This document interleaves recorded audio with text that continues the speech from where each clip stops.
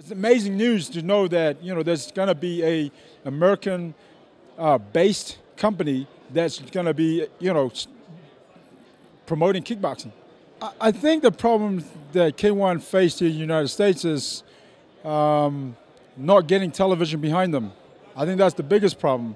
I think they focused too much on getting, because the shows were going back live to Japan, and I think that's where they focused more on. But I know for a fact that they wanted K1 to take off in the United States. They wanted to make sure that it worked here.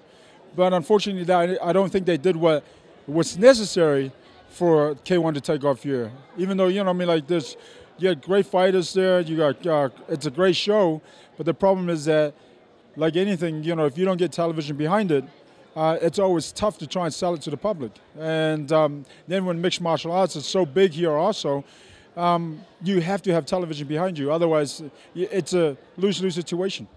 It's been an awesome experience. Randy and Kim Couture are just some of the best people I've met in my life. They're so good. They're so awesome people. They're kind, and I was very fortunate that they welcomed me into part of their team. And the guys that they have there are all great bunch of guys. Here's the reason why I'm so happy that I was actually able to be to make it back in time to watch them fight tonight. But it's a great experience, and even more so that I'm thinking about doing mixed martial arts next year.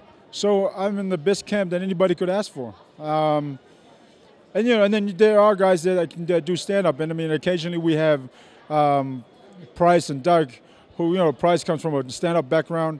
Doug is a stand-up guy in terms kickboxing or what have you.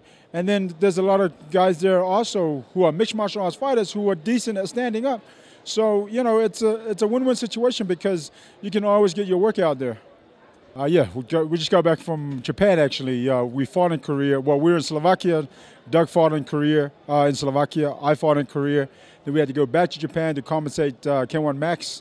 And now we're back home, and we're actually very fortunate and lucky to be back in time for the boys for the tournament tonight, or the event tonight, because it's going to be a good one. So we're looking forward to watching all the boys fight. Well, right now I haven't really decided yet because I'm scheduled to fight in December at the Grand Prix. But then I'm also scheduled to commentate the event. So, and I love commentating at the moment. I'm really enjoying that part of the game.